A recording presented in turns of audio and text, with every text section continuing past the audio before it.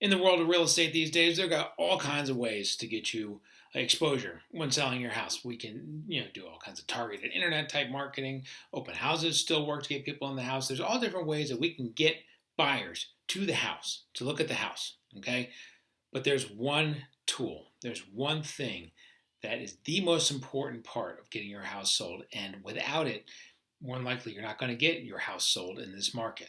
What is it? Good question. Steve, Malone Realty Group, EXP. All right. So I can already hear people, when I say what it is, rolling their eyes and turning this video off. But it's the truth. The most important marketing tool for your house is the price. Bar none, and it's not close. More than 50% of the reason why your home sells is because it's priced correctly. I'll give you the perfect example. We do this all the time. May have done it on a video before. If I was at, let's say, Kroger or Publix, it doesn't matter which one, but let's just say Kroger. You go to Kroger, they've got the flamethrowers outside. They got people who are juggling chainsaws and bowling balls. You got the guy on stilts. You got like elephants walking through. You're handing out cotton candy. Everybody's having a blast. It's a real fun time. A lot of things have gone into getting people to come out to that Kroger, right? You get all those people there, and you go inside, and Kroger's selling milk for $20 a gallon. Are you buying the milk?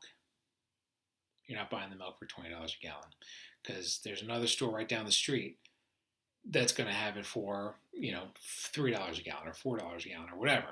Okay, and I buy it for $20 a gallon. I don't care what you got up front. I don't care what you're doing. No matter what you do, at the end of the day, you can do whatever you want to get people into the store. If it's not priced right, people aren't going to buy it. That's just the way it is. So you've got to be aware of that, and we're aware of that when we're listing our houses to sell, getting our houses ready to sell. We can do all kinds of targeted marketing online. We can do open houses. We can do door knocking. We do circle calls around neighborhoods. We call other agents that we know in those areas to kind of get the house in front of those people. We do all of those things to get our house in front of people. At the end of the day, they're going to look at the house. They're going to see the pictures. It's going to look great. Pictures are very important. You can't take iPhone pictures. You got to take great pictures. What you write up about the house has to be good. You can't just say, hey, it's a house with 4 bedrooms, go see it. You have to kind of jazz that up a little bit. But at the end of the day, the buyer's going to come across all that stuff and they're going to say, I see it, I look at it, I've ingested it, there's the house, do I need to go see it? And that decision will be based on, is there value? Will they look at the price and say, they say, man, it looks like a really great house, but man, that thing's like overpriced by $100,000. Let's go see it anyway. They're not going to say that. If they look at it and say, it's a really nice house, they're like, of course it's a really nice house. It's $100,000 over what we expected it to be. They're not going to go look at it. Okay, buyers, we always like to say, buyers at times can be desperate, but they are not stupid. Buyers know what houses are worth. Okay, so at the end of the day, pricing your home is the most important marketing tool that we have, pricing your home correctly. So I want to lay out a couple of things to keep in mind when it comes to pricing your home correctly in the beginning. Some things that we tell our people, I want to tell you as you're thinking about going forward too, because in this market, we're recording this end of November 2022, okay? Market's definitely slowed down. It will pick up in the spring, but it's not going to be like it was during the pandemic. We're getting back into a normal market. And in a normal market, everything's important. Everything counts. It's got to look the part, and it's got to be priced right. And we're going to lay out some reasons why that's important. Here we go. The first thing I want you to think about is the higher the price, the fewer the showings. Lower the price, the more showings. I really would like for it to be a little more complicated than that. It is what it is. And that's at any price point. That's anywhere in the spectrum. You're going to have more people looking at $200,000 houses than at $1 million houses, right? Right. So, and as you go up, the number of buyers in the buyer pool goes down as you go up. So the thing to keep in mind is the higher you go on price, the fewer buyers you're going to have. Now, does that mean that we want to, if the house, let's say your house in the market would sell for around, let's say $400,000. Okay, we're just going to use that number, $400,000. If your house is going to sell for around $400,000, okay, does it make sense to stretch and maybe go 425, or does it make sense to be a 400, or maybe you go 375? Whichever one you go at, the question is, at which one of those numbers are you going to have more people actually looking at the house? You have more people looking at the house at 375. Now, if the market is at 400 and you list at 375, then maybe people get close to the 400 if they put in offers. That's why our strategy when we talk to people is we come up with an idea. We look at everything that's sold and say, what's the market price? In a fair market, look at everything else that has sold, because that's the important thing. What has sold, okay, within the last couple of months in the market that we're in. Stuff that happened in March and April almost doesn't count anymore because that was crazy town USA, okay? We're talking about since June or July, what has sold, okay? That's the new norm. And where do we stand in a fair market? What should we expect? Whatever that number is, if that number is 400, maybe the best place to put the price, in theory, would be 390. Then you're getting a few more buyers, but if they bid over because there's multiple offers, you're still going to get back to the 400, and you're going to get better offers. We'll talk more about that in just a second. But the thing I want you to keep in mind is when you price your house, the higher you go, the fewer the buyers. The lower you go, the more the buyers. Okay. Again, if a house is $400,000, we're not going to list it at $200,000. You're not going to get back up to 400. Okay. Some people will tell you that no, you won't. But there's a price that you can go to, like around that 385 or 390, where people will say, "Oh, let's bid up to 400." If it's in a multiple offer situation, you'd rather be in a multiple offer situation just under the price than be over the price and hope to get an offer. We've done that. It takes a lot longer. That's the first thing you got to keep in mind. The higher you go on price, the fewer buyers you're going to get. The second thing I want you to think about is we like to price on the ridge. What does that mean? If the market price is 400, we're going to list it right at 400. Why do we do that? Because people could be looking for houses between 350 and 400 and 400 and 450. And if that's the case, what we're going to do is we're going to list it right at 400. That way we hit the people 350 to 400 and 400 to 450. Okay, we'll hit them both. Okay, that's how we approach it. Now, we talked about earlier the idea if it was 400, we go to 390. If the market price is 400, we go to 400. We get as many people in there as possibly can. So that's kind of like the next level of what we were just talking about as far as like the higher you go, the more buyers you get. That's true. The higher you go, the more buyers you get. But there are overlaps at like, let's say 400 or 450 or 500 or 550 where people are looking 5 to 550 and 550 to 6. Bam, they're right in the middle. You go 550 and you get both chunks, right? Or they're looking 4 to 450 and 450 to 5. You go 450 and you get both chunks of people. So we do that. So let's say, for example, the market price in a perfect world, the market price of this house that we're talking about is 410. That's where it should sell. Listed at 400 all day. Because you list it at 400 and it's supposed to sell at 410, it'll look like a deal, and you're attracting both those chunks of people, the 350 to 4 people and the 4 to 450 people. Okay, so keep that in mind when we're going. If we think more along the lines of like 375 is the number, or like 365, and we're going to actually go there, we may list it like 364.9 or something like that to be cutesy about it. Like, when you go to the store, stuff's $1.99, things like that. But if we were to, instead of being 400, we go 399, 900, anybody looking 4 to 450 will miss that house. Okay, that's why we go right at 400, hit both spots. So we say that's what we mean when we say price it on the ridge, like 4 to 450, 450 to 5, right on the ridge, 450. That's where you price it. Price it on the ridge. Another reason why you don't want to overprice it. The most important spot that you're going to be in, the most important time that you're going to have when you're listing your house is the very, very beginning. Okay, the very first few days when the house is on the market. That's when you get the most traffic and you get the most interest. It's brand new, it's sparkly, it's brand spanking new, wonderful. We don't want to overshoot the goal by going too high. So let's say the house is supposed to be 400. We don't want to list it at 450 and see what happens. That's what a lot of people think. We'll go high and then we'll walk it down. Here's what's going to happen in theory. Let's say you go high, you go 450. Everybody says it's a shiny new house that's overpriced by $50,000. They're not going to go see it. There's no connection there between what the perceived value of the house is and what it's being sold for. Okay, it's off by 50,000. Again, buyers know how much stuff is worth. So what happens is in that first weekend where you're supposed to have a lot of showings and a lot of excitement, you just don't get it. Okay, so we let a couple weeks go by. We don't get a whole lot of showings, and then what happens is then we have to have the conversation and say, look, we're seeing people seeing it online because we can track it through the FMLS. We can track it through some of the websites that you can track it through, some of the big home search sites. You can see how many people are seeing the house. And if you see a whole bunch of people looking at the house and only a couple have seen it, that means there's a huge disconnect between what people think the value is and what the value is. Okay? And it's hard because people, when they sell their house, they get kind of emotionally attached to it. Think their house it's worth a lot of money, and it is worth a lot of money. It's your house is your home. There's a lot of value to it. There's a lot of memories there, things like that. But when we go on the market, the thing to keep in mind is the market is the market. We let the market kind of dictate and set the stage for us and let us know where we are price wise.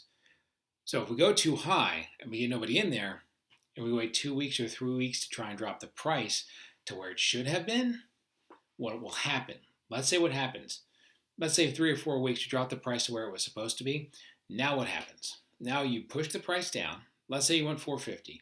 Let's say in a couple of weeks you go down to 425, and in a couple of weeks you go down to 400, which is where you were supposed to be in the first place. What happens then? Then your house is on the market for a month, and you're competing against people who have just entered the market. Brand spanking new listings that are priced right. As a buyer, here's what buyers are going to see. They're going to see these two houses. One's 400,000, one's 400,000. One's shiny and new. This one over here is shiny and new. Okay, just came on the market, 400,000. This one has been on the market for 30 days. It hasn't moved. Even in this market where things are slowing down, people are looking at that and say, if it hasn't sold in 30 days, what's wrong with it? Okay, people are going to go see the brand new. That's what's going to happen. So even if that first weekend where everything's supposed to go crazy, if we miss that first weekend, we can't recreate that down the road. Well, in a month, we'll drop the price where it's supposed to be, and that's when we'll get the people. They won't be there. They're going to look at all the new shiny stuff that just came on that's priced closer to where it's supposed to be. So that's one of the problems that we have with it too. Okay, we're not going to see people in the front, and when we actually drop the price, the people won't be there either. People are going to ask themselves, what's wrong with the house? And there's really nothing wrong with the house. You had a great house. It was just priced wrong in the beginning, and that creates issues with the sellers, or with the buyers, I should say. Buyers don't see the value, especially if it's been on the market that long. And then the other issue with that is you lose a lot of hand in the negotiating. It's harder to negotiate on a house that's been on the market for a month and a half than it is a house that just went on the market. So you got to keep that in mind. That's another reason why you don't want to overprice. Keeping with that theme, it's not just money that we're talking about when we talk about a house selling. Okay, it's not just the price. I'll buy for $490, let's say, whatever. There is how long is the due diligence period going to be? How much are you going to give me towards closing costs? How much are you going to give me, after I do the inspection? How much, are you going to give me a temporary occupancy after that? Are you, when are we going to close? There's a lot of little things that you have to negotiate in the middle of that contract. Now, as we're negotiating in the middle of that contract, if the house just came on the market, you have a lot more play. You got a lot more hand in the negotiating. And the hope is we price it right, get some people looking at it, we get multiple offers on the house. That makes it easier to A, get what we want money-wise, but B, get a more favorable offer. Okay? Because you may go, let's say, we'll go back to the one we were talking about. Let's assume that the house is supposed to be worth $400. And we went $450. Nobody looked at it. We waited, a couple weeks, dropped the price, A month and a half later, we're down to $400 where it was supposed to be. Now the perceived value is much lower than that. Somebody may go look at it and they'll say, it's been on the market a month and a half. You're not getting $400 from me now. You're getting $375. And at that point, we have to say, do we take the $375 or do we wait? And then maybe in a couple of weeks, then we take the $375, which at that point, it's not $375 anymore. It probably goes down to $350. So waiting, you lost that opportunity to negotiate to get that price closer to $400. The other thing is people are going to come in and they're going to ask for more. It's been on the market for a month and a half. They're going to ask for you to give them like a 3-year warranty. They're going to ask for you to do all kinds of stuff to the house. They're going to ask for, you know, all that stuff. Gives them a lot more negotiating power than you have. So again, it's not just about the price. Pricing it right early, getting a lot of people in there, getting multiple offers is not only going to help you get a better price, but also make it less of a headache when you go under contract and less of a headache with all the terms of the contract. It's going to make it a lot more, it's going to make it a better experience going through escrow and getting to closing if you price right earlier. A lot more headache if we go too high. So just to reiterate, what happens if we do go too high? Say, Steve, let's just try and see what happens. What's going to happen is you're not going to get as many people looking at your house. You're probably not going to get an offer early on. If you do, it's going to be a lowball offer because buyers know what stuff is worth. There's a lot of different websites, give a lot of different values, not just the big ones. I mean, there's a lot of websites that can give you values. You can do look at what other stuff is sold in the neighborhood, things like that. Buyers, they have that information, okay? They know what houses are worth, so they're not going to overspend, okay? Certain markets, they will. Like earlier this year, when there was like 100 buyers to every house, and there was like 60 offers on every house, you had to overbid. You had to overbid. That's just the way it was. It's not the way it is right now. It's probably not the way it's going to be for a while. Now, again, in the springtime, you may have some more multiple offer situations, and then this changes. But if you price it right, it really puts you in a better position. But if you were to overprice it, you're not going to have as many showings. You're going to lose hand in the negotiating. What's going to happen is you're going to drop your price. But here's the thing I want you to think. Anything in the world that you sell, anything, whatever it is, let's say it's a car. Let's say I got a car and it's $5,000. Old car, old beater, old hoopty car, whatever. $5,000 car, right? I put it on Craigslist to sell it. And in 3 weeks at $5,000 the car hasn't sold. Now, in 3 weeks if the car hasn't sold, what does that tell us? And you see people have seen it, it hasn't sold. What does that tell us? It tells us that it's priced too high. Okay? People are going to see the same thing with your house. They're going to see that it's priced too high. And the perceived value of that is going to go lower and going to go lower. Okay? So let's say I left it at $5,000. Somebody saw my car 3 weeks later. Are they going to offer me $5,000? No, because the price of that car has come down. The price of that car is probably closer to $4,500 or $4,000, if it's that. Okay, so that's what people are going to do when they see your house. They're going to see it's been on the market for 30 days. They're going to see where it's parked at, and they're going to assume that it's overpriced. Now, I don't care what you've dropped the price to. They're going to see a price on the house. They're going to assume it's way overpriced, and they're going to go in lower. Okay? So going too high, set yourself up to making less money. I know it's counterintuitive. I know it doesn't make sense. But from what we have seen, I've been doing this for over 5 years in real estate. Whatever the market price is, if you price at or just below the market price, that's the best place to be to get the most money out of the house. Going higher and working back down will put less money in your pocket. Okay, 99% of the time. Is it a crazy one time that it happens? Absolutely. It's real estate. That keeps us on our toes. But most of the time, that's what happens. So you're going to get fewer showings. You're going to miss the buzz off the house being, brand new on the market. And then once you come down to where it's supposed to be, you're going to be competing with brand new, shiny houses that just came on the market that are priced where they're supposed to be. Okay? So for all those reasons, and you lose hand in the negotiating, things like that. For all those reasons, pricing it right off the bat is going to put you in a much better position to sell your house, get the better deal, get it done faster, less headache. That's why we push for that. Sometimes if somebody is looking to sell their house for way over where it's supposed to be, sometimes we don't even take the listing, which is weird. I mean, some realtors will take the listing and they don't care. They'll just throw a sign out and hope it happens. We have turned down houses to sell because they were just going to be priced too high. And it, the old line that we like to give them is like, we'd like to, we're going to turn you down now instead of let you down later. Because if the house is worth $400,000 and you want to sell it for $450,000, I'm sorry, Mr. or Mrs. Seller, I can't sell I can't get your house there. Okay, I wish you luck. It is what it is.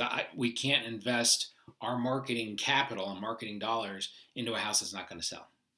Okay, so it's hard because we want to get our people every dollar that they deserve.